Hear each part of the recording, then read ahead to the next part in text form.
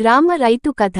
ఒకప్పుడు కృష్ణాపురం అనే గ్రామంలో రామయ్య అనే రైతు నివసించేవాడు. అతను నిజాయితీ, కష్టపడి పని చేసే రైతు. వానకాలంలో, ఎండాకాలంలోనూ అతను తన పొలాన్ని ప్రేమతో పండించేవాడు. ఒక సంవత్సరం ఎండలు ఎక్కువై వర్షం పడలేదు. భూమి పొడిబారిపోయింది. తన పంట కోల్పోయిన రామయ్య ఆశలన్నీ కూలిపోయాయి. అప్పు తీసుకుని కొత్తగా మళ్లీ పంట వేయాలని ప్రయత్నించాడు. కాని ఊరిలోని కొంతమంది పెద్దమనుషులు అతనికి సహాయం చేయడానికి ముందుకు రాలేదు. ఇదంతా గమనించిన గ్రామంలోని కొంతమంది యువకులు రామయ్యకు తోడుగా నిలబడ్డారు. అందరూ కలిసి కృషి చేసి ఊరిలో ఉన్న చెరువును మరమ్మతు చేశారు. కొద్ది రోజుల్లోనే చిన్న చిన్న వర్షాలు పడి భూమి తడిగా మారింది. రామయ్యతో పాటు గ్రామంలోని ఇతర రైతులు కూడా పంట వేసుకున్నారు.